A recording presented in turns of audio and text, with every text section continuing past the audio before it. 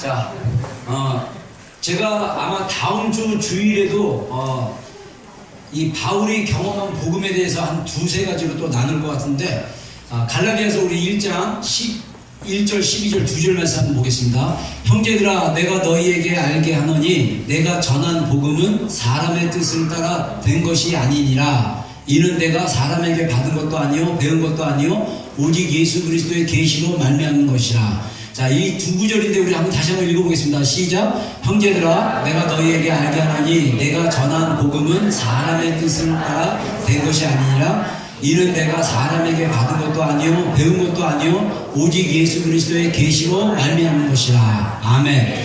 아멘. 여러분들, 이제 우리가 성경을 쭉 읽다 보면 우리가 이제 제가 이제 가장 이거는 진짜 주일학교만 잘 나오면 알 수 있는 질문입니다. 자, 성경이 총 몇 권 돼 있습니까? 네, 이게 바로 나와야 돼. 자, 구약이 몇 권이죠?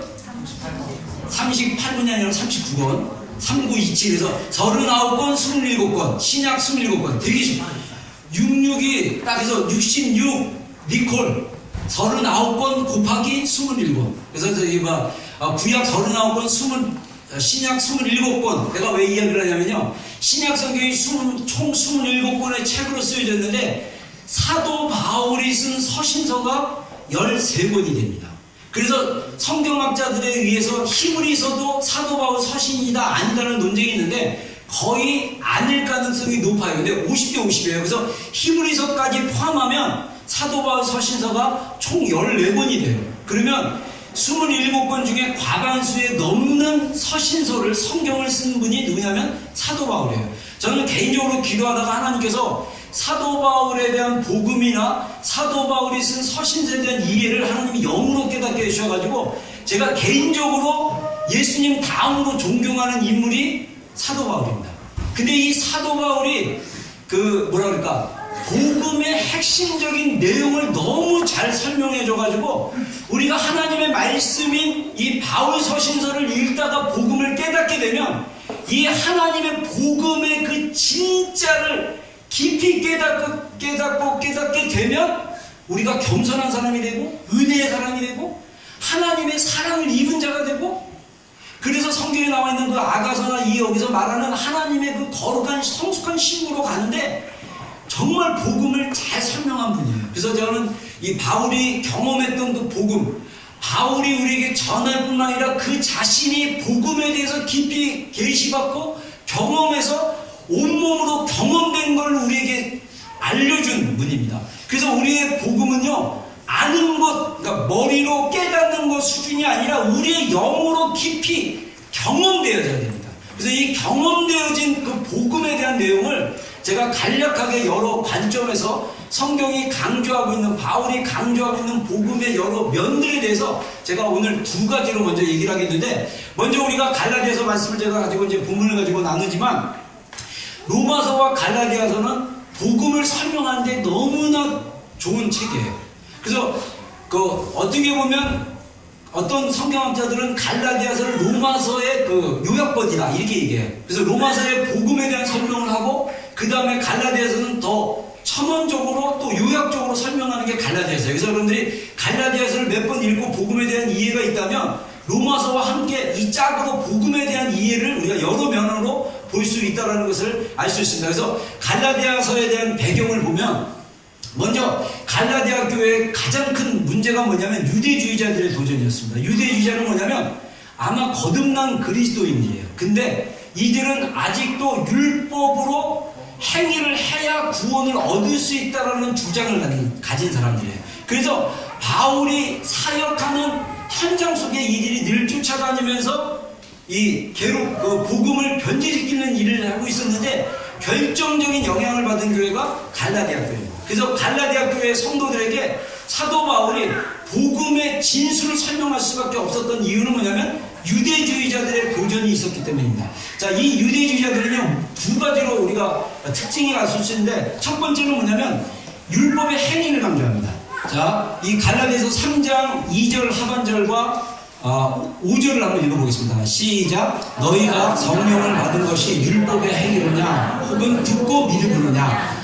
너희에게 성령을 주시고 너희 가운데 능력을 행하신 이의 일이 율법의 행위에서냐 혹은 듣고 믿음에서냐. 자, 갈라디아 교회 성도들에게 편지를 쓰면서 너희가 내가 복음을 전했을 때 너희가 성령님으로 말미암아 듣고 믿음으로 거듭나서 성령을 선물로 받고 그리고 너희 안에서 성령님께서 일하고 계시는데 너희가 처음 복음을 들었을 때 율법의 행위로 믿었냐? 아니면 듣고 믿음으로 반응했느냐? 이거를 강조하고 있다는 거죠. 근데 이 갈라디아 교회에 왔던 유대주의자들은요, 바울은 순회 사역자였습니다. 교회를 개척하고 요즘 말로 얘기하면 선교사인데 선교사이면서 목회자예요. 교회를 세우고 사역을 한 다음에 그 다음에 후임자에게 맡겨주고 자신은 또 다른 지역으로 와서 복음을 전했어요. 근데 바울이 떠나고 나서 얼마 안 있어서 이 유대주의자들이 예루살렘에서 내려와가지고 이방인들에게 뭐라고 얘기하냐면 너희들이 지금 바울이 전하는 복음을 믿고 있는데 너희들이 진짜 구원을 받으려면 너희가 정말 하나님의 자녀가 되려면 너희가 율법을 지켜야 된다. 우리 유대인들처럼 할례도 받아야 되고 절기도 지켜야 되고 이러면서 계속 그거를 강조를 합니다. 근데 사도 바울의 핵심은 뭐냐면 우리가 이방인인 우리가 하나님의 자녀가 예수 그리스도의 복음을 통해서 하나님의 자녀가 되기 위해서 굳이 유대인이 될 필요가 없다는 것입니다. 다시 말해서 율법의 행위로는 구원을 못 받고 우리가 이미 십자가로 이루신 예수 그리스도의 복음을 우리가 믿고 우리가 듣고 믿음으로 구원을 받는다. 이렇게 얘기를 하고 있다는 것입니다. 그래서 나중에 제가 율법과 은혜에 대해서 이 주제를 가지고 한번 얘기하고 싶어요. 여러분들 우리가 이제 복음에 대한 깊은 이해가 없으면 이 구원을 인간의 행위로 자꾸 연결하려는 그런 게 있는데 우리가 구원받고 나서는 우리의 행위가 중요합니다. 구원받고 나는 이제 믿음으로 구원받았으니까 나는 아무렇게 살아도 돼 그러면 큰일 나요. 아무렇게나 살면 큰일 나요. 그렇게 살 수가 없어. 우리는 말씀대로 순종하며 살아야 돼요. 근데 말씀대로 순종하려면 우리가 무엇을 이겨야 되면 자아를 이겨야 돼요. 지난 주일에 우리 정 목사님이 말한 것처럼 자아를 부인하지 않고 십자가에 죽이지 않고 이미 우리는 십자가에 죽은 존재지만 이것을 인식하고 끊임없이 내 안에 그리스도가 왕 되심을 인정하며 살지 않으면 이제 구원을 잃어버린다라고도 얘기하시는 분들도 있고 나처럼 상급을 잃어버린다라고도 얘기할 수도 있어요. 근데 중요한 거는 구원은 듣고 믿음으로 우리가 구원을 얻어요. 그러나 구원을 받고 나서 우리의 행위는 우리의 자아가 완전히 주님 앞에 죽고 주님이 우리의 그리스도가 돼서 다스리는 믿음으로 살아야 되는 거예요. 근데 많은 사람들이 그렇게 못 살고 있어요. 그게 오늘날 우리의 위기입니다. 근데 그 자아를 죽이려면 여러분 우리가 먼저 복음이 뭔지를 깊이 이해를 하셔야 돼요. 자아를 죽이려면 복음의 핵심을 우리가 이해하고 그 복음의 본질에 우리가 순종하고 믿음으로 고백하고 믿음으로 말씀대로 살려가면 우리의 자아가 죽는 것을 우리가 경험할 수 있다. 저는 그렇게 생각합니다. 자, 그래서 우리가 또 갈라디아 교회가 뭐냐면 사도권을 공격했다는 거예요. 사도 바울의 그 사도됨을 공격했는데 이 갈라디아서 2장 8절에 사도 바울이 갈라디아 교인들에게 베드로에게 역사하사 사도 베드로입니다. 그를 할례자의 사도로 삼으시니가 또한 내게 역사하사 나를 이방인의 사도로 삼으셨다. 이렇게 얘기합니다. 저는 신학교 다닐 때 제 안에 그냥 이성적으로 생각하는 퀘션이 하나 있었어요. 왜 사도 바울이 유대인들에게 전하는 사도가 아니라 이방인들에게 전하는 사도냐? 제가 생각했던 상식은 뭐냐면 사도 바울은요 유대인들에게 명함 내밀 수 있는 환경을 가진 사람입니다. 가말리아 문화에서 공부를 했다. 이거는 뭐냐면요 유대인들 중에 최고의 선생 밑에서 공부한 사람이에요. 유대 문화랑 우리 한국 문화랑 좀 비슷한 면이 많아요. 그래서 그 비슷한 면이 많은데 그 중에 하나가 뭐냐면 어느 스승 밑에서 공부했느냐 이거. 공자 밑에 스승, 맹자 밑에 뭐 유명한 스승. 우리나라 옛날에 그 선비 중에 유명한 황희, 정승, 이런 분 있으면 그분 밑에서 공부했다. 막 이런 게 굉장히 그 사람들에게 자부심을 갖게 하는 거예요. 근데 가말리아는 뭐냐면 당대에 탁월한 율법학자고 선생이었어요. 그래서 사도 바울이 자신이 소개할 때 나는 가말리아 문에서 훈련받은 사람이다. 그리고 히브리인 중에 히브리인이다. 진짜 유대인이에요. 뼛속부터 이 피속까지 다 유대인이라는 얘기예요. 그리고 나는 베냐민 지파다. 베냐민 지파의 유명한 인물 있죠? 실패한 리더 사울왕. 베냐민 지파. 어쩌면 사울이 제대로 하나님의 일을 감당했으면 베냐민 지파의 그 자손들이 계속 왕이 됐을지도 모르겠어요. 베냐민 지파. 근데 그래서 저는요 개인적으로 성경 공부를 신학교에서 공부하면서 왜 사도 바울을 유대인의 사도로 안 넣으시고 정말 무식한 베드로, 칼 하나 잘 쓰시는 분, 그 다음에 다혈질의 분, 예수님이랑 웃돌이 먹고 막 수영해서 막 가고 요한복음에 20장에 보면, 그리고 막 예수님의 예수님 잡으러 겟세마네 동산에 왔을 때 칼 속에서 품 속에서 칼을 탁 빼가지고 그 말고 제사장의 종 말고의 귀를 싹 베어버린. 그래서 예수님께 또 야단맞죠. 칼로 흥하는 자는 칼로 망하느니라. 네. 늘 이렇게 너무 이렇게 잘 나시는 자라도 잘 나서시고 나서지 말아야 자도 잘 나서시는. 그래서 요즘 말로 얘기하면 무식하신 분. 근데 그분을 유대인의 사도로 삼으시고 오히려 똑똑하고 탁월하고 학력 좋고 외모 좋고 유대인들에게 얘기하면 나 이런 사람이야 그러면 그 말 한마디에 그 사도 바울의 외모와 그 외적인 환경에 다 무릎 꿇을 수 있는데 하나님이 왜 이방인에게 사도로 세우셨을까? 제 안에 굉장히 논리적인 이성적인 질문이 있었는데 그거는 복음에 대한 깊은 경륜과 이해를 우리에게 보여주시려고 한다는 걸 제가 나중에 알았어요. 사도 바울이 유대인으로서 예수님 믿는 당시에 그리스도인들과 교회를 핍박하는데 앞장섰던 사람입니다. 여러분들 우리가 2000년의 성경시대로 돌아가면요 예수님의 제자들은 유대인들 입장에서 볼 때는 유대교의 한 분파로 이해를 했다는 거예요. 그 말은 뭐냐면 예수님은 유대인이었어요. 맞습니까? 틀립니까? 예수님이 안식일날 공회에 가셔서 말씀도 읽으시고 사람들에게 가르쳤어요. 그리고 성경에 보면 예수님을 랍비라고 불렀습니다. 그래서 유대인들은 어떤 그 선지자, 모세가 약속했던 그 선지자냐? 또는 누구냐? 이런 논쟁이 또 복음서의 질문들도 나오잖아요. 근데 사도들이 이제 예루살렘 교회가 생기고 복음을 전할 때 그때 당시만 해도 유대인들은 자기의 한 분파로만 생각을 했는데 자꾸 예수님을 하나님의 아들 메시아로 얘기하다 보니까 기존에 가지고 있던 유대인들과 제사장들이 위기를 느낀 거예요. 자기 기득권도 뺏기고 이런 어떤 정치적인 종교적인 어떤 백그라운드 사항들이 있었어요. 그러다 보니까 핍박을 하기 시작했습니다. 사도 바울도 제 개인적인 묵상인데 제가 그걸 찾아보진 않았는데 예수님과 사도 바울의 아마 그 나이대는 비슷하거나 사도 바울이 조금 어릴 수 있어요. 예수님이 AD 1년에 태어나셔가지고 33세에 십자가에 돌아가셨잖아요. 그러는 동안 사도 바울도 다소에서 성장을 했고 그 다음에 나이대가 비슷한 성장이 있을 수 있어요. 근데 사도 바울은 예수님의 제자가 안 됐고 나중에 오히려 예수님의 그 교회들을 핍박하는 자리에 섰단 말이에요. 근데 예수님의 그 제자였던 가룟 유다를 제외했던 나머지 11명의 사도들은요 나중에 복음이 힘있게 전해지고 나서 크리스찬들 안에서는 사도라 그러면 다들 예수님처럼 대우를 해줬어요. 그래가지고 우리가 이제 사도행전 10장 같은 데 보면 고넬료가 로마 백부장임에도 불구하고 사도 베드로가 왔다는 얘기를 듣고 엎드려서 절을 하려고 했어요.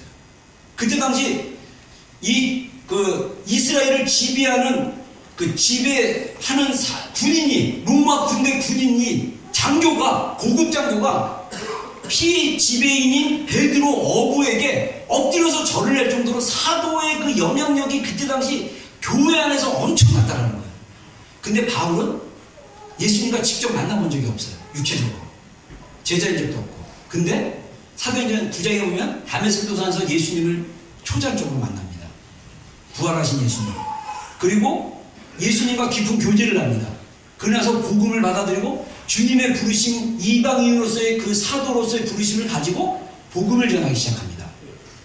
그래서 이 유대주의자들이나 또는 사도 바울을 공격하기 좋아했던 사람들이 사도 바울의 사도권, 너는 예루살렘으로부터 한 번도 사도로 인정받은 적이 없는데 왜 복음을 전하고 사도라고 하느냐? 라고 하면서 공격을 많이 했다는 거예요. 근데 나중에 갈라디아서에 보면 사도 바울이 안디옥 교회에서 목회하다가 예루살렘 공유에 가가지고 사도로서 이제 인정받는 게 나옵니다.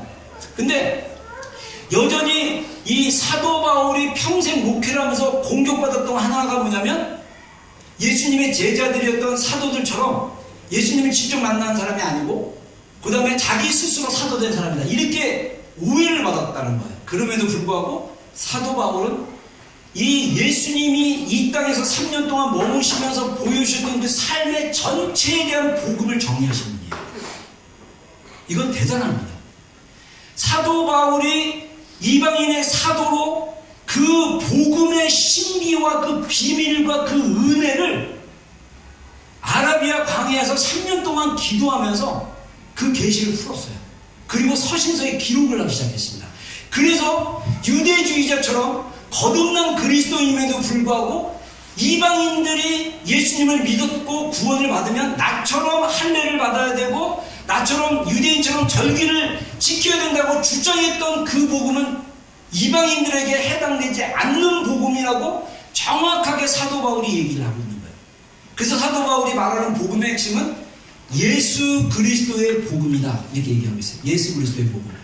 자, 제가 특별한 코멘트가 없는 것은 다 갈라디아서 말씀입니다. 갈라디아서 1장 12절 우리가 읽었던 본문이지만 한번 읽어보겠습니다. 시작. 이는 내가 사람에게 받은 것도 아니요 배분도 아니요 오직 예수 그리스도의 계시로 말미암은 것이라. 예. 자, 그 다음에 2장 16절 한번 읽어보겠습니다. 시작. 우리는 본래 유대인이요 이방인이 아니었되 사람이 이롭게 되는 것은 율법의 행위로 말미암은 게 아니요 오직 예수 그리스도를 믿음으로 말미암으라 하고 우리도 그리스도 예수를 믿나니 이는 우리가 율법의 행위로서가 아니고 그리스도를 믿음으로써 의가 얻으려 하라. 율법의 행위로서는 의가 얻을 일체가 없느니라. 예.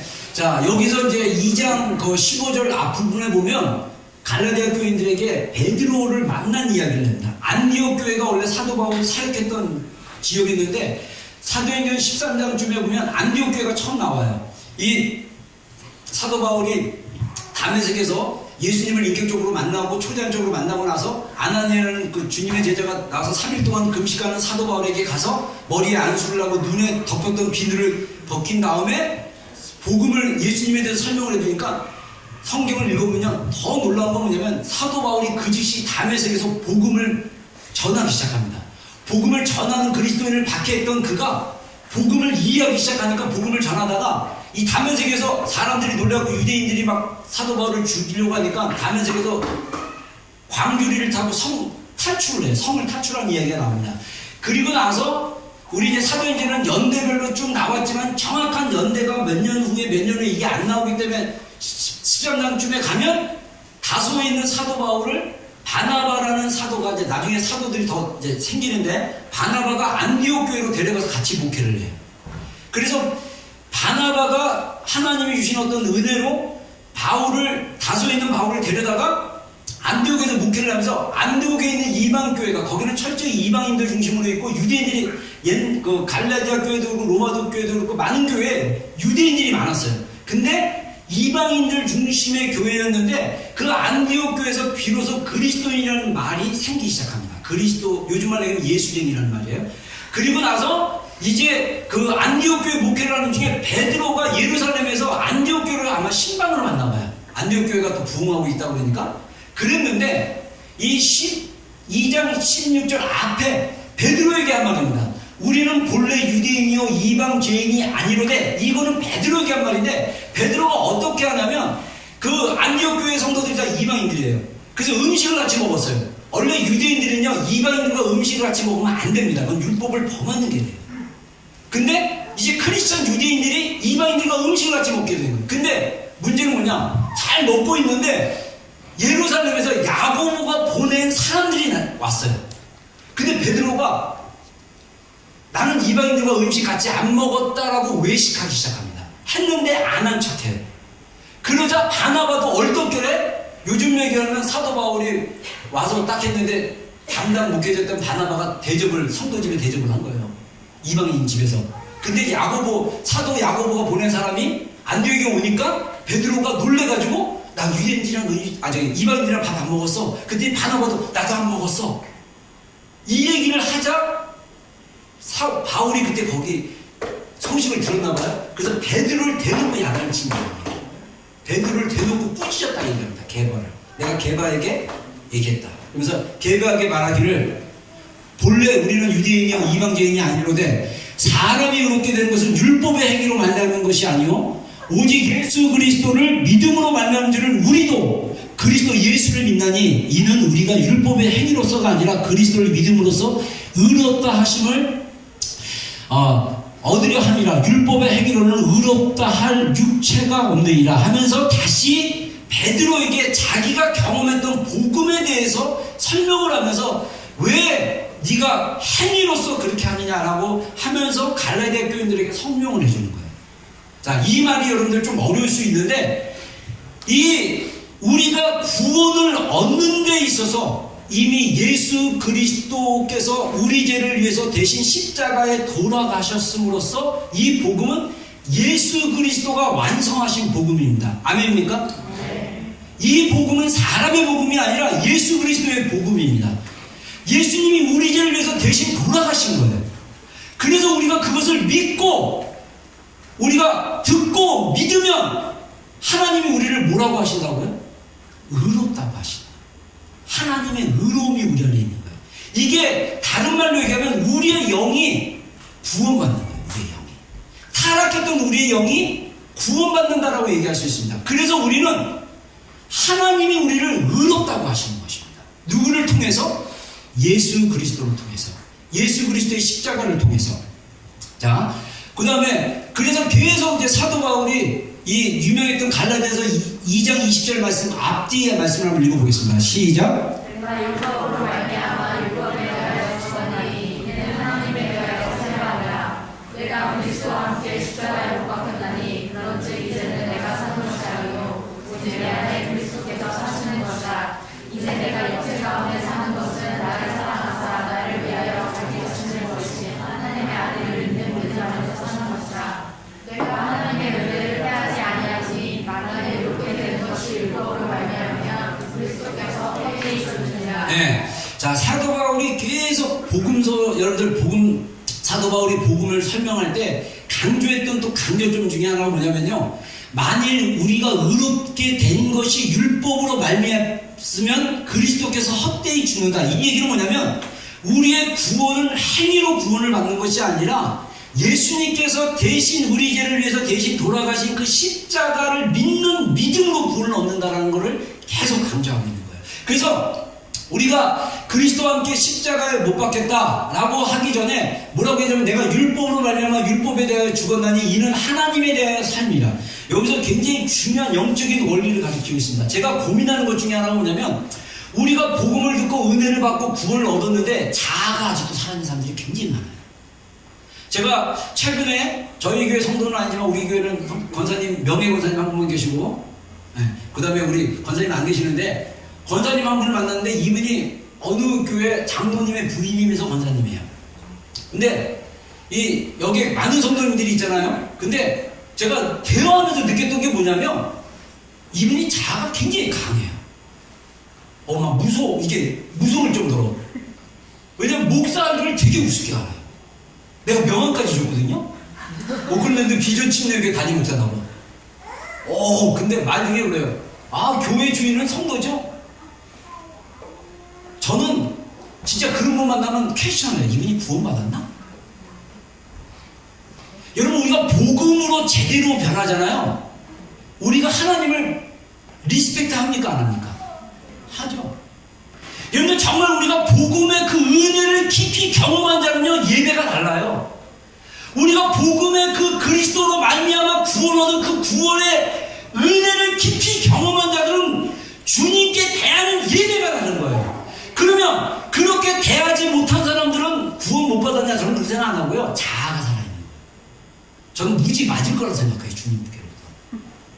여러분들 정말 나중에 주님은요, 제가 얘기하겠지만 은혜의 복음에 대해서 주님은 정말 은혜의 하나님입니다. 근데 그 은혜의 하나님이 징계할 수도 있는 거예요.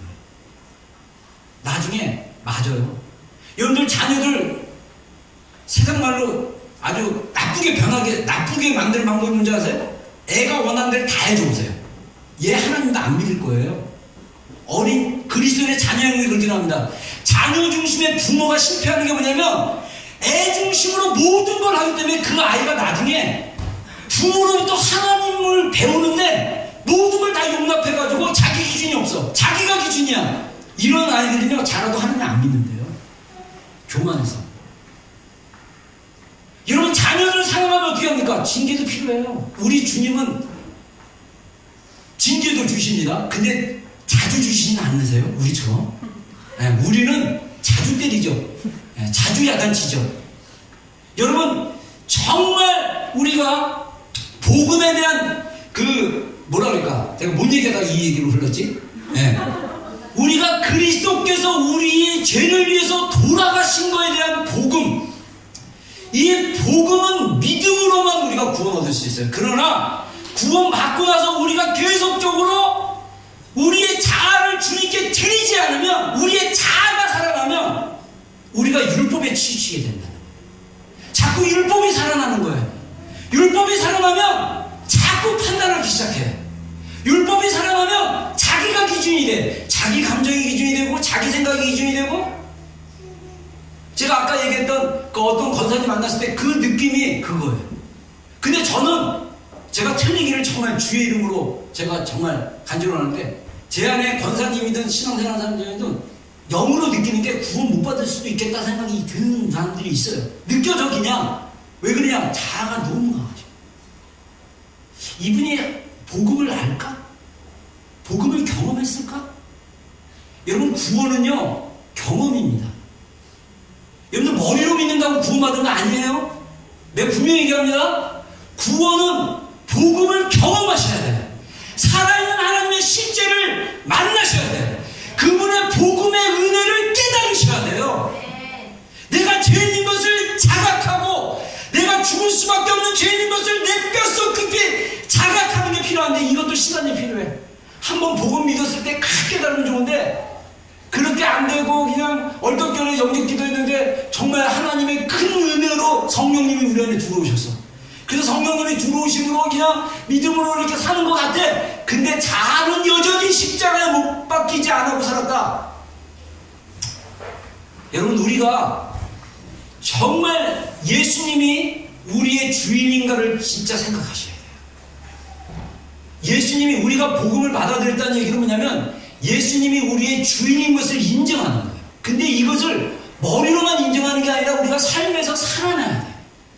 그래서 자, 따라하겠습니다. 우리가 믿는 복음은 예수 그리스도의 복음이다. 이분이 우리 마음의 주인 되셔야 됩니다. 아멘입니까? 네. 이거를 우리가 경험하셔야 돼요. 자, 그 다음에 또 이거는 빌립보서 말씀입니다. 빌립보서 말씀 한번 보겠습니다. 시작. 그러나 무엇이든지 내게 유익하는 것을 내가 그리스도를 위하여 마해로 여길 뿐더러 또한 모든 것을 해로 여기는 내 주 그리스도 예수라는 뜻이 가장 우선하기 때문이라. 내가 그를 위하여 모든 것을 잃어버리고 배설물로 여기는 그리스도를 얻고 그 안에서 발견되려 하니, 내가 가진 일이 율법에서 난 것이 아니요 오직 그리스도를 믿음으로 말미암은 것이니 곧 믿음으로 하나님을 선언하라. 자, 이 세 구절 안에서도 그리스도. 그래서 영어 성경에 보면 그리스도 안에서 그리스도와 함께 그리스도를 위하여 for Christ, with Christ, in Christ. 정말 사도 바울이 계속적으로 경험한 건 실제로 본 적이 없는, 육신으로 오신 예수님을 실제로 만지고 제자들처럼 같이 먹고 마신 적이 없는 이 바울이 그리스도로 말미암아 내가 여지껏 알았던 모든 지식을 똥으로 한다. 배설물이 똥이에요.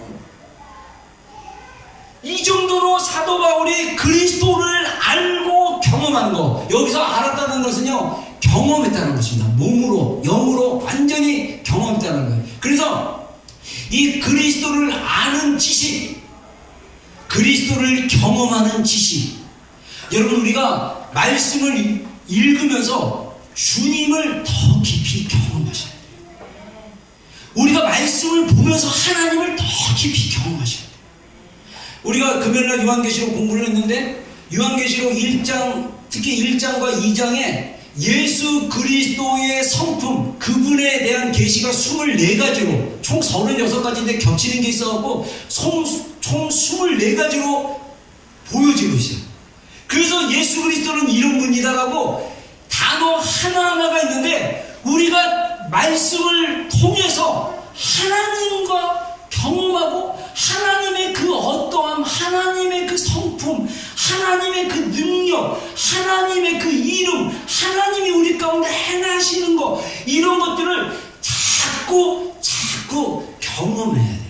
오늘날 우리가 이게 이 복음, 하나님을 경험하는 복음의 그 신앙이 아니고 율법의 신앙, 형식적인 신앙, 사람에게 보이려는 신앙을 가지게 되면 성경을 읽더라도 내가 이거 와서 아는 체 하고 싶은 욕구가 깊은 곳에 있는 거예요. 그래서 성경 되게 많이 아는 사람들, 똑똑한 사람들, 근데 경험한 적이 없어. 주님을 인격적으로 그 말씀을 통해서 우리에게 말씀해 주시고 우리에게 깨닫게 해주시고 알게 하시는 그 은혜를 경험하지 못한 사람들이 너무나 교회 안에 많다는 거예요. 여러분, 우리가 그리스도를 아는 지식 가운데 자라가기를 주의 이름으로 축원합니다. 이거는 뭐냐? 말씀을 통해서 우리가 말씀 안에서 하나님을 경험하고 말씀 안에서 하나님이 내 안에서 일하신 것을 느껴야 되는 것입니다. 여러분, 우리가 그래서 말씀 묵상하거나 말씀을 통독하거나 말씀을 공부하거나 말씀을 읽거나 할 때 이 말씀이 영의 양식이기 때문에 이 말씀이 정말 내가 영으로 먹었다라고 느껴지면, 그 믿음이 있어서 그게 먹어지고 경험되어지면 이 안에, 내 안에 영적인 에너지가 살아나요.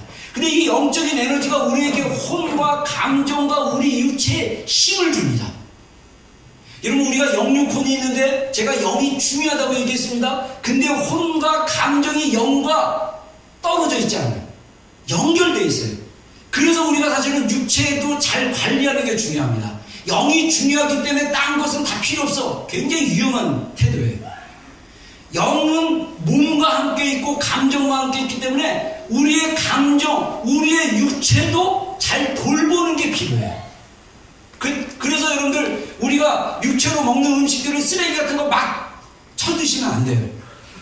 막 맛있다고 막 쳐듣다 보면 몸이 안 좋아져. 몸이 안 좋아지면 기도하거나 이런 것도 안 좋아할 수 있어요. 우리가 보고 듣는 것도 쓰레기 같은 것들을 막 보고 들으면 영이 영향을 받아요. 그래서 우리가 사실 보고 듣는 것도 절제를 해야 돼요. 여러분들, 이게 얼마나 자연적이고 영적인 원리인지 예를 들어서 우리 임신, 우리 애 3까지 낳고 4까지 낳고, 그죠? 여러 우리 지체들 있지만은 임신했을 때 여러분들이 뭘 주의해야 됩니까? 듣는 것 주의해야 되죠. 보는 것 주의해야 돼요. 음식도 잘 먹어야 돼요. 제가 모르고 우리 지체 한번 임신했던 지체 집에 우리 사모랑 신방 가가지고 가기 전에 내가 전화했어요. 뭐 이렇게 스시 사갖고 아까 했더니, 아, 목사님, 날 생선은 몸에 애 임신했을 때 안 좋대요. 저 몰랐어요. 임신했을 때 생선 날로 먹으면 안 좋은지. 저는 스시를 좋아하는데 일반 몸은 좋아하지만 만약에 우리가 임신을 했다면 음식을 가려 먹듯이 우리가 영의 성령이 우리 안에 계시면 우리가 먹는 거, 마시는 거, 이런 것도 보는 거, 듣는 것도 가려서 들으셔요. 이게 영의 원리예요. 영적인 세계가 그렇게 진행이 됩니다. 그래서 우리가 그리스도를 아는 지식 가운데 자라가려면 여러분들 말씀을 보셔야 되고, 말씀을 읽고 이 지식을 아는 걸로 자라나려는 것이 아니라 이 말씀이 내 영 안에 스며들 수 있도록, 이 활자에 쓰여진 말씀이 내가 목소리를 내고 또 내가 소리를 내서 읽는데, 이게 소리가 되면 이 소리를 우리가 안으로 공기를 먹듯이 받아 먹으면서 묵상하게 되면 이 말씀이 실제가 되는 거예요. 그래서 이제 이 말씀 묵상법이 또 따로 있어요. 제가 어려운 게 이 방법이에요. 사실 저는 제일 제가 말씀 묵상하면서 좋은 방법은 방언으로 기도하면서 생각을 사로잡고 말씀을 묵상하는 거예요. 저는 방언으로 막 기도하면서 말씀이 떠오르면 그 말씀을 가지고 또 막 묵상을 해요. 그러면 말씀이 이렇게 깨달아지고 알게 되어지고, 근데 제가 새로운 방법을 이제 시도하려고 굉장히 지금 요즘 기도 시간에 연구 중에 있습니다. 그래서 말씀을 가지고 묵상하기, 말씀을 읽고 곰곰이 되새기고 그 말씀을 삼키고 이런 거. 여러분 여러 가지로 우리가 정말 말씀을 대할 때 다양한 방법이 있어요. 듣는 거 좋아하는 사람들은 보는 것보다 들으셔도 좋고, 그 다음에 중요한 거는 말씀을 읽을 때 소리를 내는 것도 굉장히 좋고요. 암송하는 것도 말씀 묵상법 중에 하나입니다. 이 말씀이 애들에게 저희가 지금 저희 교회에서 이제 아이들 어렸을 때부터 말씀 훈련시키는 게 그거예요. 애들 안에 자기가 고백했던 말씀 까먹는다 했잖아요. 계속 말씀을 암송하게 하면 애들의 영에 들어가는 거예요. 영의 말씀이기 때문에. 그러는 순간 아이들이 그 말씀이 인격적으로 예수 그리스도를 만나기 시작하고 주님의 은혜 안에 들어가기 시작할 때 그 말씀이 살아서 그 영 가운데 역사하기 시작하는 것입니다. 그래서 우리 애들을 어렸을 때도 우리가 말씀 암송을 시키는 거고, 여러분들도 말씀 암송이 굉장히 중요하죠. 그래서 이 그리스도는 다른 말로 얘기하면 말씀입니다. 그래서 요한복음 1장에 말씀이 육신 가운데 우리 가운데 거하심에 이 말씀이 우리와 함께 거하시겠다고 했어요. 그래서 하나님의 말씀은 그리스도의 말씀이라고 얘기할 수 있어요. 구약의 말씀도. 그래서 우리가 그리스도를 아는 지식, 이 얘기는 뭐냐면 그리스도를 경험하는 것, 하나님을 경험하는 것, 단순히 머리로 깨닫는 것이 아니라 우리의 영의 깊은 곳에서부터 말씀을 깨달을 수 있도록 말씀을 묵상하는 훈련들을 개발하고 말씀을 묵상하는 게 중요하다는 거죠. 그래서 그것을 복음의 진수를 알게 되면 우리가 여전히 이전에 알고 있었던 모든 지식들이 다 배설물 것 같다는 걸 알아요. 여러분 우리가 어떤 진리나 어떤 사실에 대해서 알 때 이걸 보니까 이 정보가 틀렸고 잘못된 걸 알듯이 우리가 하나님의 말씀의 진리를 알게 되면 우리가 여지껏 알았던 잘못된 지식, 내가 가졌던 잘못된 것들이 다 쓰잘데기 없는 지식인 것을 깨닫게 되는 거랑 마찬가지입니다. 그래서 우리가 진리 대신 예수 그리스도를 아는 지식 가운데 나가는 이 바울의 고백처럼 우리가 주님 안에서 말씀을 통해서 경험하는 게 굉장히 중요하고요. 그 다음에 바울은요, 이 그리스도 예수께 붙잡힌 바 된 사람이에요. 저는 이 말씀에 세상말로 뿅 같습니다. 나도 주님께 붙잡힌 바 된 자가 되기를 원합니다. 할렐루야. 한번 읽어보겠습니다. 시작. 내가 이미 어떠한 바이오로도 주었다는 바 아니라 오직 내가 그리스도 예수의 잡힌 바 된 것을 잡으려고 달려가노라. 아마 우리가 똑같이 본문을 읽었지만 여러분들이 성령님을 통해서 이 말씀에 대한 그 깊이, 그 깨달은 감동, 그거에 따라 서로 강도가 다 다를 거예요. 저는 기도하다가 사도 바울이 예수님께 다 붙잡힌 바 된 거, 그걸 영으로 깨달으니까 제 소원이 뭐냐면 주님께 붙잡힌 바 된 자가 되게 해주십시오. 이게 요한복음으로 가면요, 주님 안에 거하는 거예요. 제가 몇 년 전만 해도 주님 안에 거하는 것이 뭔지를 잘 언더스탠딩을 잘 못했어요. 근데 지금은 이제 알 것 같아요. 주님 안에 거하는 거, 주님이 내 안에 있고 내가 주님 안에 있고, 주님이 나를 붙잡고, 그래서 나는 주님께 붙잡힌 자고, 내가 주님을 향해서 달려가는데 주님께 붙잡힌 바 된 그것을 내가 쫓아간다. 주님이 나를 붙잡고. 여러분 저는요, 개인적으로 묵상하면서 얻는 감동은 뭐냐면, 사도 바울의 이 경험이 목사인 사람만 경험하는 게 아니라, 선교사인 사람만 경험하는 게 아니라 이 빌립보서를 읽는 모든 그리스도인들이 함께 경험해야 될 영역이라고 저는 생각을 해요. 여러분 우리가 복음의 그 깊이를 경험하면 경험할수록 주님께서 나를 붙들어 주시는구나, 주님의 복음이 나를 붙잡았구나, 이거를 경험하게 되는 거예요. 그래서 사도 바울이 전했던 복음, 사도 바울이 경험했던 복음, 철저하게 예수 그리스도 중심의 복음, 그분을 직접 경험했던 바울이 서신서를 통해서 복음을 설명해 준 것을 볼 수가 있습니다. 두 번째, 이 복음은 어떤 복음이냐? 은혜 복음이에요. 은혜 복음.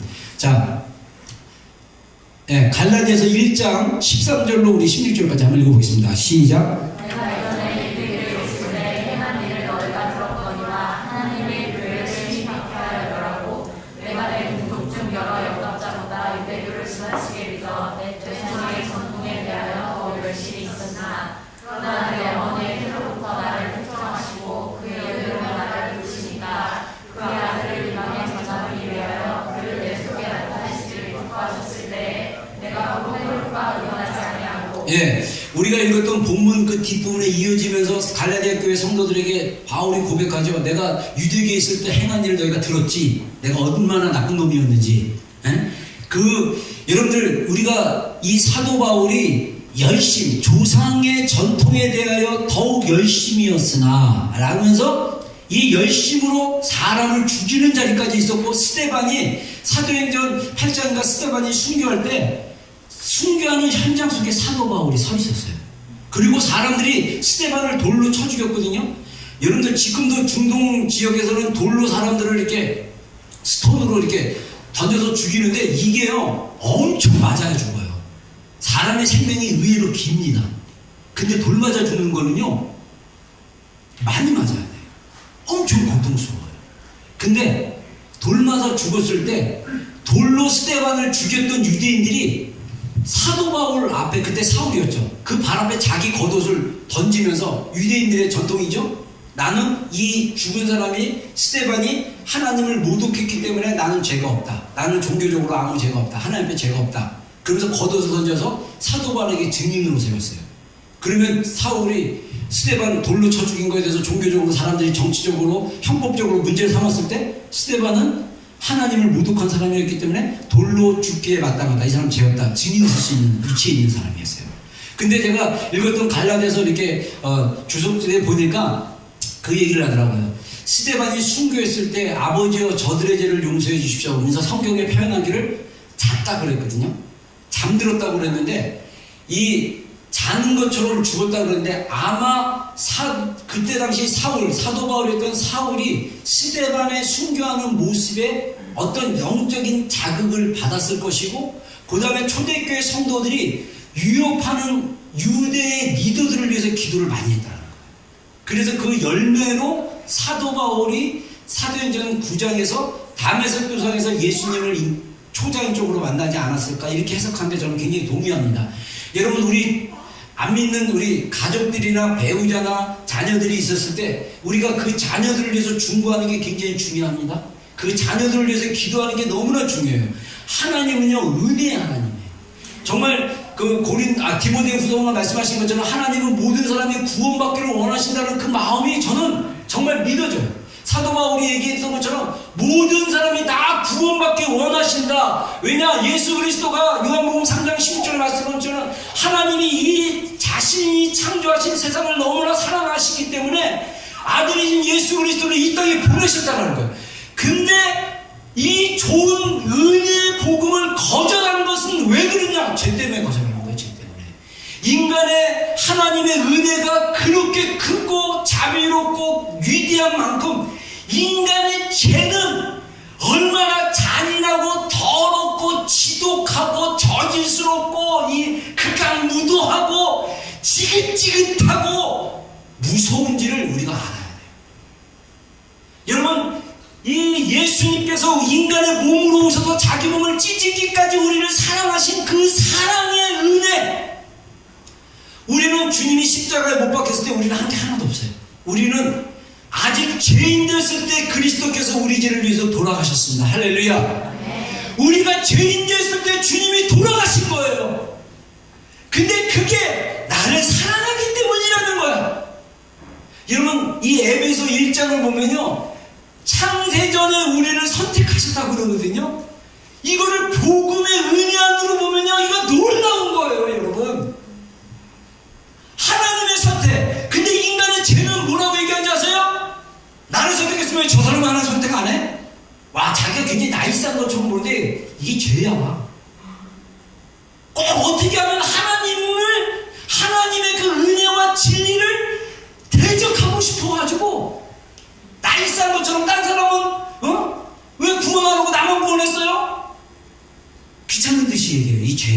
죄인. 근데 그 죄인도 하나님이 구원하셨다는 거예요. 와, 놀라워라. 여러분, 하나님의 기준으로 때 인간들 진짜 하나님의 분대로 다 엎어버리고 막 그냥 막 이런 인간적으로 볼 때, 근데 하나님은 참으셔. 여러분들, 하나님의 은혜의 그 깊이를, 복음 안에 나타난 그 하나님의 은혜, 그 깊이를 우리가 좀 경험하기를 주의 이름으로 축원합니다. 저도 인간인 거로 혼을 가졌잖아요. 목사라고 늘 성령 충만하지 않잖아요. 가끔씩 저도 모르게 자아가 탁 드러나면, 제가 자라는 그 환경이 정서가 거칠어가지고 아직도 사람한테 거친다는 소리를 많이 들어요. 제가 말도 거칠고 행동도 거칠고, 또 이러다 저도 모르게 그냥 한마디 딱 한 건데 그게 상대방에게, 사랑하는 우리 자녀들이나 아내나 여러분들에게 상처가 되는 말을 할 수도 있어요. 그게 연약함이에요. 연약함. 왜냐하면 우리의 정서나 이런 말이나 이런 것들이 우리의 연약함 때문에 그럴 수 있어요. 근데 중요한 거는 그런 연약함에도 불구하고 하나님이 우리를 사랑하십니다. 그래서 저도 혼적인 면이 있을 때 어쩔 때는요, 진짜 하나님이 저 인간 확 심판해가지고 막 징계 주시고 막 그냥 확 망하게 하고 막 그냥 이런 마음도 들 때가 있겠어요, 없겠어요? 있겠죠. 그럼 어떻게 합니까? 회개해야죠. 이거 혼적인 거예요. 어떻게 해야 됩니까? 하나님의 자비와 사랑도 보게 해주십시오. 나에게 상처 준 사람, 나를 힘들게 한 사람, 나를 막 그냥 내 등에 칼을 꽂은 사람, 힘들게 한 사람, 막 온갖 시편에 나와 있는 저주편을 읽으면서 아버지 하나님이여 막 이러면서 막 저주를 붓고 싶지만, 하나님의 자비와 은혜를 안다면 그 저주를 하면 안 돼요. 오히려 주여 저 죄인을 불쌍히 여겨 주시옵소서. 주여 저를 긍휼히 여겨 주시옵소서. 여러분, 우리가 예수 그리스도의 십자가의 은혜, 그 복음의 은혜를 경험할 수 있는 좋은 기도 방법 중에 하나가, 제가 책을 읽으면서 저도 훈련받고 지금 이제 공부하고 있는데, 예수의 기도라는 기도가 있습니다. 마음의 기도라고도 해요. 그거는 니고데모의 디메오의 고백을 통해서 2000년의 시간이 흐르면서 중세시대 때 많은 사람들이 그렇게 기도하다가 깊이 복음을 이해했다고 합니다. 자, 따라하겠습니다. 주여, 나를 불쌍히 여겨주시옵소서. 마가복음이나 마태복음에 나와 있는 말씀 그대로라면 다윗의 자손 예수여 나를 불쌍히 여겨주시옵소서. 이렇게 기도하거나, 또는 우리가 좀 더 멋있는 기도문을 만들면, 살아계신 하나님의 아들이신 예수 그리스도시여 죄인인 저를 불쌍히 여겨주시옵소서. 그렇게 기도하셔도 되고, 아니면 주여 저를 불쌍히 여겨주시옵소서. 정말 하나님 앞에 내가 얼마나 불쌍한 존재였는지를 깨닫기 원한다면 그 기도를 끊임없이 한번 해보세요. 여러분의 심장 소리에 박동 소리만큼 계속 기도해보세요. 어쩌면 그 기도를 통해서 하나님이 그 복음의 은혜를 깨닫게 해주실지도 모르겠습니다. 그리고 제가 읽었던 책 중에 또 이 얘기가 있더라고요. 원래 의도한 바는 아닌데 자꾸 여러분들에게 좋은 기도 방법을 알려주려고 해요. 그 기도문은 뭐라고 하냐면 사랑받는 자의 기도라고 얘기합니다. 그래서 제가 이거 해봤는데 처음에는 졸았어요. 제가 속으로 기도하는 걸 잘 못해가지고. 근데 조금 하니까 조금 되기 시작했어요. 세 가지로 나눠서 기도하면 되는데, 그거는 뭐냐면 예수님이 침례받고 물 위에 올라오실 때 하늘에서 어떤 소리가 들렸죠? 하나님이 뭐라고 그랬죠? 예수님을 대해서 이는 내가 사랑하는 자이다 이렇게 말씀하셨잖아요. 그래서 우리가 사랑받는 자의 기도를 어떻게 하냐면, 예수님은 사랑받는 분이십니다. 이거를 10분 동안 고백을 하래.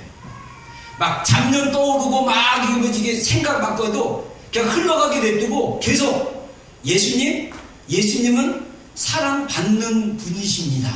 이렇게 한 10분 하고 또 10분 정도 지나서, 제가 고민이 10분을 어떻게 재느냐 이게 고민이긴 한데, 그러다가 이제 어느 정도 지난 다음에 제가 그 책에서 읽는 영성에 관련된 책을 읽어서 제가 해보는 거예요. 지금 계속 실습 중이에요.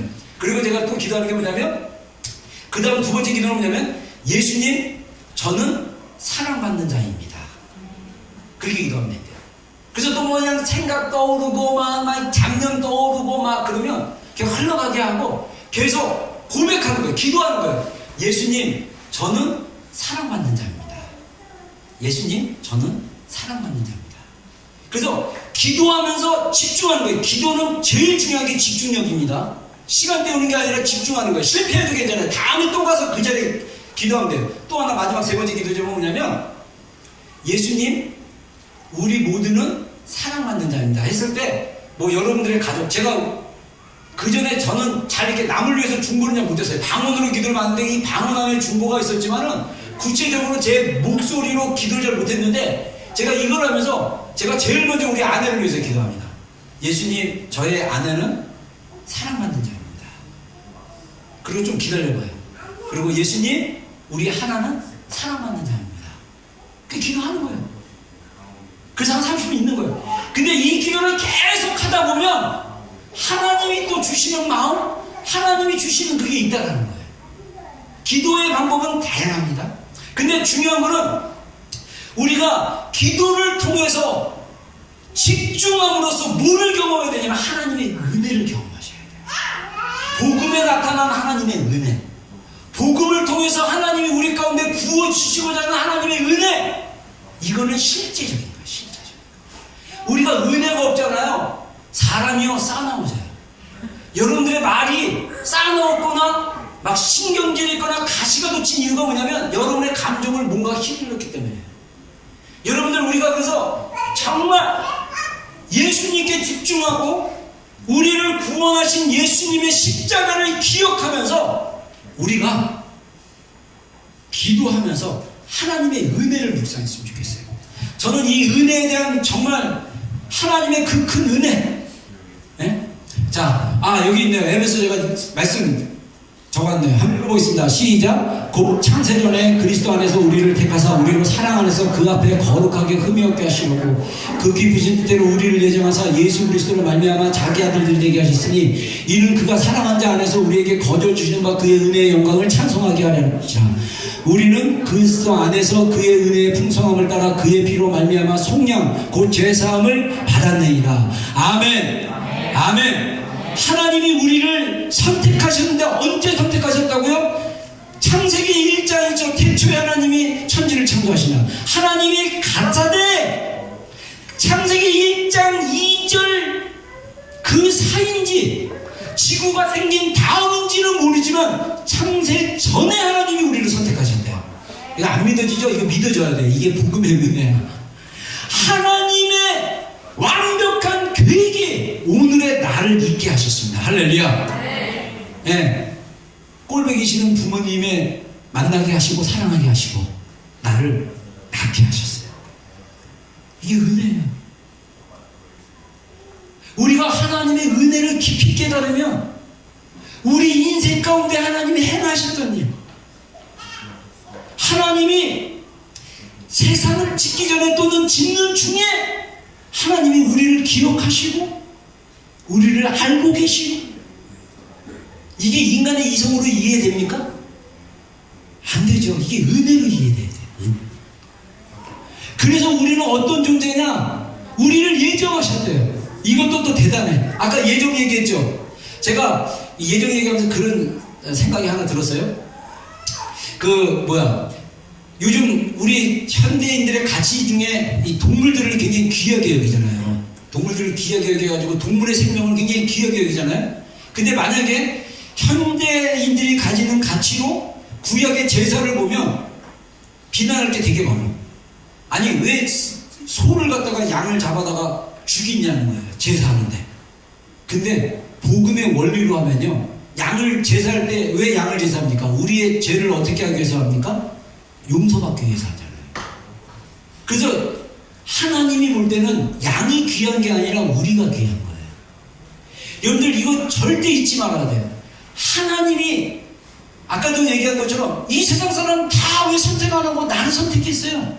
당신이 귀하기 때문에. 그러면 당신 구원하지 않고 양을 구원할, 그러면 좋겠어? 반대로 여러분이 사랑하는 개를 위해서 여러분들 죽을래? 개가 막 죽으려고 그래. 근데 너 대신 죽을 수 있어. 개 죽을래? 너 죽을래? 그럼 얘 죽여요 그런걸? 나 걔를 위해서 죽을래요. 그러면 이 사람은 진짜 인생의 가치를 모르는 사람이야. 개만도 못한 가치야. 미안합니다. 동생에서 걔값도 안 되잖아. 자기의 목숨이. 여러분, 우리의 가치는 어떤 가치입니까? 하나님이셨던 예수님이 대신 죽음으로써 지불한 가치예요. 그것도 하나님이 선택하셔서, 예정하셔서. 여러분, 표정들이 별로 이렇게 안 반가운 표정들이야. 여러분, 이거는 놀라운 것입니다. 하나님의 은혜가 너무나 놀랍지 않으십니까? 그래서 우리가 그리스도 안에 있는 이 풍성함, 그 은혜의 풍성함을 따라 그의 피로 말미암아 속량 제사함을 받았느니라. 동물들 잡아 죽이는 건 그 이유가 뭐냐? 우리 죄 때문에 잡아 죽인 것처럼 예수님을 십자가에 죽게 허락하신 하나님의 그 은혜가 크다는 거예요. 내가 뭔데? 내가 주님이 나를 구원하기 위해서 나는 한 것이 아무것도 없는데, 나는 지은 것은 죄밖에 없는데, 근데 그런 나를 사랑하신 거예요. 여러분, 그게 뭐예요? 그게 은혜예요. 내가 이 구원을 위해서 한 게 하나도 없어요. 나의 의로움이 없어요. 죄인인 나를 사랑하시고, 그게 은혜예요. 여러분, 하나님의 은혜를 깊이 깨닫고 알면, 경험하면 웬만한 인간들 다 용서할 수 있어요. 나 괴롭힌 인간, 내가 20년 동안 이 인간이랑 살면서 당한 고통 다 용서할 수 있어요. 그 능력과 그 은혜가, 그 힘이 하나님으로부터 옵니다. 우리의 믿음을 통해서 옵니다. 왜? 복음은 은혜의 복음이기 때문에. 하나님의 용서하심으로.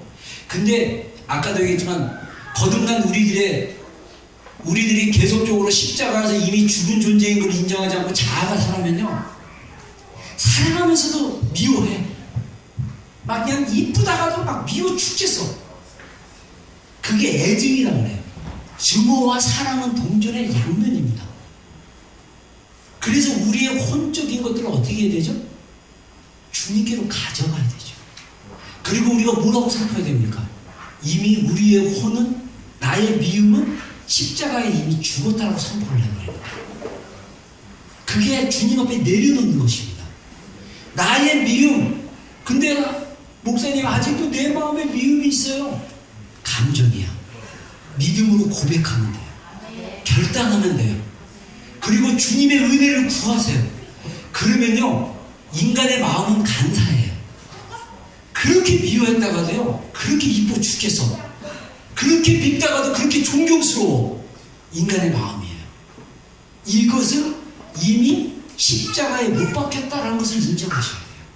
그래서 우리가 가지는 인간적인 연약함이 십자가의 은혜의 복음으로 새롭게 할 수 있도록 우리는 더 어떻게 구해야 되냐면 하나님의 은혜를 더 구해야 되는 거예요. 그래서 어떻게 기도하라고요? 주여, 죄인인 저를 불쌍히 여겨주시옵소서. 은혜를 구해야 됩니다.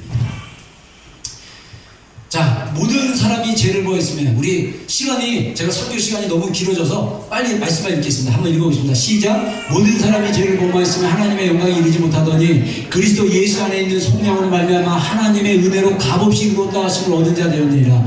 이 예수를 하나님이 그의 피로써 믿음으로 말미암는 화목제물로 세우셨으니 이는 하나님께서 길이 참으신 중에 전에 지은 죄를 강가하심으로 자기의 의로우심을 나타내게 하려 하심이니. 자, 에베소 말씀입니다. 너희는 그 은혜를 의하여 믿음으로 말미암아 구원을 받았으니 이것은 너희에게서 난 것이 아니요 하나님의 선물이라. 행위에서 난 것이 아니니 이는 누구든지 자랑하지 못하게 함이라. 아멘. 다 같이 아멘 하겠습니다. 아멘. 하나님의 은혜로 구원을 받았어요. 자, 그러면 우리가 지난주에 우리 정 목사님 그 십자가 예수님을 따르는 거에 대한 얘기를 나눴는데, 요거를 연결해서 여러분들과 좀 나누고 싶은 게, 여러분들, 우리가 자아가 이미 복음으로 말하면 우리 자아는 이미 갈라디아서 2장 20절에 말씀하신 것처럼 십자가에 이미 못이 박힌 존재인 거예요. 근데 우리 자아가 그거를 깨닫지 못하고 인식 못하고 있는 거예요. 그럴 때 우리가 만약에 자아로 이 복음으로 거듭났음에도 불구하고 구원 얻었음에도 불구하고 아까 얘기한 대로 자아가 살아나가지고 왕 대신 주님을 인정하지 않고 자기 맘대로 살았다. 자기 마음대로 막 넓은기 가고 세상으로 가고 막 자기 하고 싶은 거 다 하고 살았다. 정 목사님이 이해한 복음의 관점에서는 지옥 가요. 구원 잃어버릴 수 있습니다. 근데 잃어버리는 것, 제가 구원을 잃어버릴 수 없다고 얘기하는 건 아니에요. 잃어버릴 수 있지만 우리가 반대로 하나님의 은혜와 리더십을 우리가 또 신뢰할 수 있어야 돼요. 저는 그렇게 생각해요. 그래서 여러분들 우리가 교만하기 시작하면 우리가 타락할 수 있고요. 교만하기 시작하면 주님께 반항할 수 있어요. 그리고 마지막 때가 다가오면 배도할 수도 있다고 생각해요. 그래서 우리는 항상 기억해야 될 게 뭐냐면 하나님의 은혜를 기억하셔야 돼요. 그래서 하나님의 은혜를 구하고 우리가 계속 하나님의 은혜로 나아가는 자리에 머무는 게 굉장히 중요합니다. 아멘입니까? 말씀이 여러분들에게 감동을 주시고 사람이 감동을 주고 목사님이 감동을 주고 또 기도한 사람들이 감동을 줬을 때 여러분 안에 순종하고자 하는 마음이 있지 않으면 마음이 자꾸 굳어져요. 제가 이 얘기하면 또 한편의 설교를 다시 해야 되기 때문에 내가 여기까지 하겠는데 중요한 것은 우리의 마음을 주님 앞에 잘 우리가 가지고 있는 게 중요합니다. 이 보호하는 게 중요합니다. 그 보호가 기도라는 거예요. 저는 바울을 한마디 얘기하면 기도의 사람이라는 거예요. 제가 바울을 존경하는 거는 제 성경학자들의 이야기를 통해서 제가 이 아라비아 광야에 3년 동안 바울이 예루살렘으로 바로 가지 않고 아라비아로 갔어요. 아라비아는 광야입니다.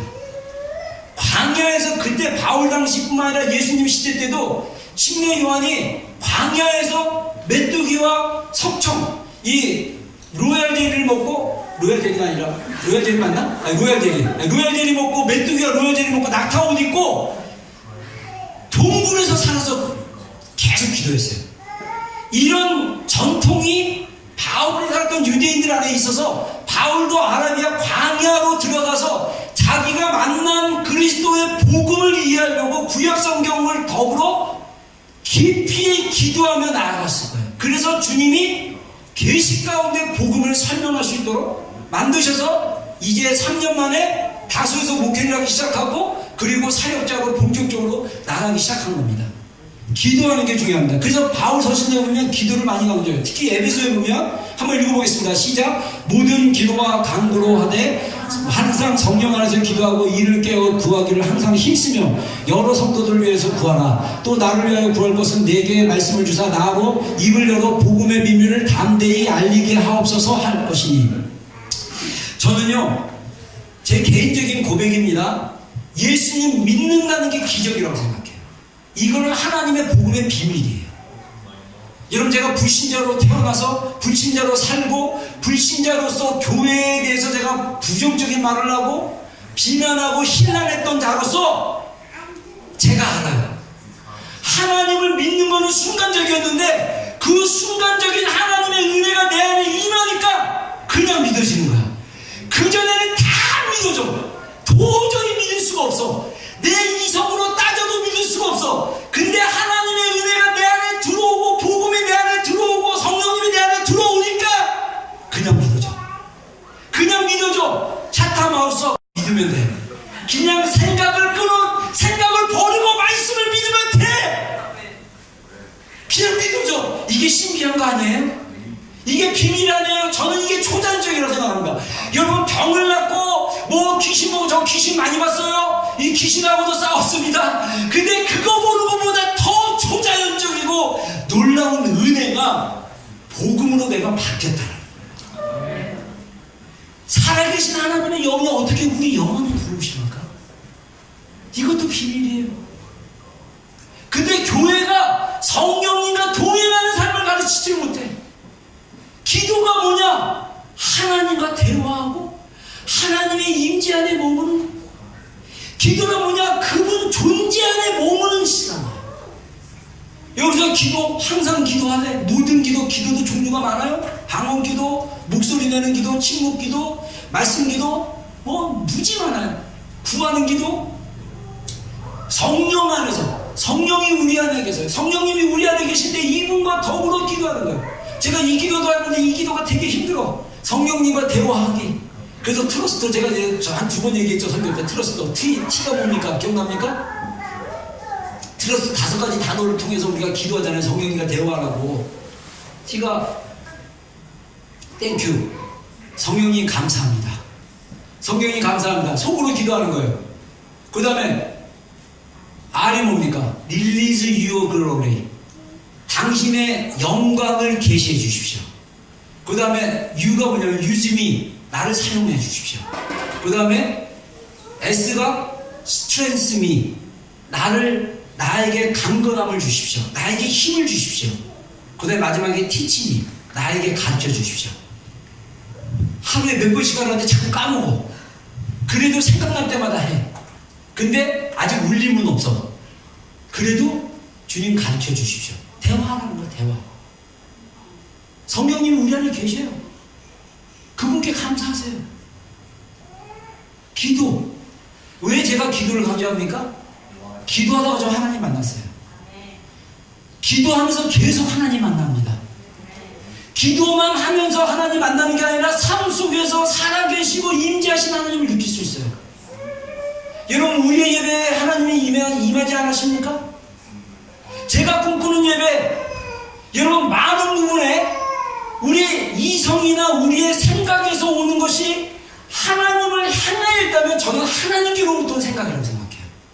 하나님으로부터 마음이라고 생각해요.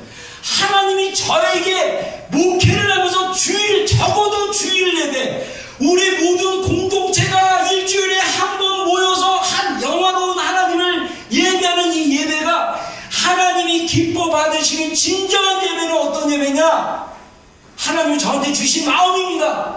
감동이에요. 우리 개개인이 매일의 삶 가운데 하나님을 예배하는 자가 되고 하나님을 사랑하는 자가 되고 하나님의 은혜 안에 잠기는 자가 되어가지고 우리가 이 자리에 와서 영광스러운 그 하나님을 찬양하고 높이고 하나님께 고백하고 부르짖고 기도하면 하나님의 임재가 우리 가운데 안 계시겠습니까?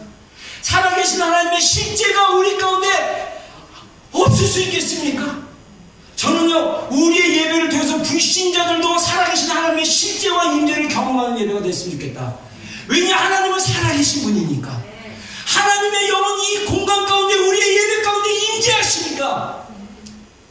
영적으로 죽었고 영적으로 무딘 사람이라 할지라도 강력한 하나님의 임재와 기름 부음이 우리 심령들 가운데 흘러갈 수 있도록 우리가 예배하자. 저의 소원이에요. 여러분, 감사하게도 지난 주일날 우리 결석했던 한 형제 있어요. 지금 유럽 여행 갔습니다. 돌아오면 온다고 나르네요. 그래서 제가 잠깐 주일날 추석했던 형제랑 얘기를 했어요. 잠깐 환영해주고 이제 얘기했더니 자기가 여러 교회 문태신앙인데 신앙생활을 안 하다가 최근에 신앙생활을 다시 해야겠다는 마음 들어가지고 여러 교회를 방문을 했대요. 큰 교회들 중심으로. 그러다가 오늘 지난 주일날 우리 교회 인터넷으로 찾아가지고 왔는데 기도 많이 하고 그리고 예배가 조금 다른 것 같다. 예, 일반 교회는 찬송가 많이 부르는데 우리는 마음으로 진정으로 예배하고 나아가는 거. 모르겠어요. 그걸 느꼈는지 제가 안 물어봤어요. 그리고 가능성이 있는데 우리 정원성 목사님이 정원성 목사님 설교가 어렵지 않았대요. 좋았다고 그랬어요. 그래서 가능성 있는 형제예요. 그래서 내가 유럽 갔다가 다시 와라. 네. 근데 중요한 거는 우리가 살아계신 하나님의 실제를 계속 경험해요. 저는 하나님의 살아계신 실제의 그 클라이막스가 예배라고 생각해요. 우리가 드려지는 예배, 우리가 하나님께 나아가는 그 예배를 통해서 살아계신 하나님을 경험하는 것입니다. 그 하나님은 은혜의 하나님. 여러분, 하나님의 시각으로 우리 스스로를 하나님의 그 크신 은혜로 우리의 복음을, 내가 믿은 이 복음을 안다면, 여러분, 저는 그래서 이거 개인적인 얘기입니다. 여러분들 설교를 들을 때 목사님이 진리를 강하게 얘기하는 거랑 개인적인 얘기를 하는 거랑은 구별하시는 게 필요해요. 제 개인적인 얘기입니다. 주님 믿고 눈물, 콧물 잘 안 짜신 분들 죄송합니다. 복음을 깊이 경험하면 눈물콧물 다 나옵니다. 예. 어쩌면 머리로 신앙생활 하는지 모르겠어요. 머리로 신앙생활을 했으면 구원받았습니까? 안 받았습니까? 저 몰라요. 주님이 아셔요. 열매로 합니다. 중요한 거는 우리가 주님의 은혜를 계속 경험하면 주님의 사랑을 계속 경험하게 될 것이고, 우리에게 가진 이 복음의 능력이 내 안에서 살아 움직이기 시작하면 예전에 주님을 몰랐던 인생하고는 완전히 다른 거예요.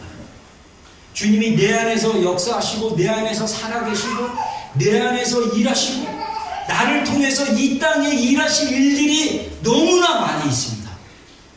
우리가 그런 인생이 되기를 주의 이름으로 축원합니다. 기도하겠습니다. 우리 반주 부탁합니다.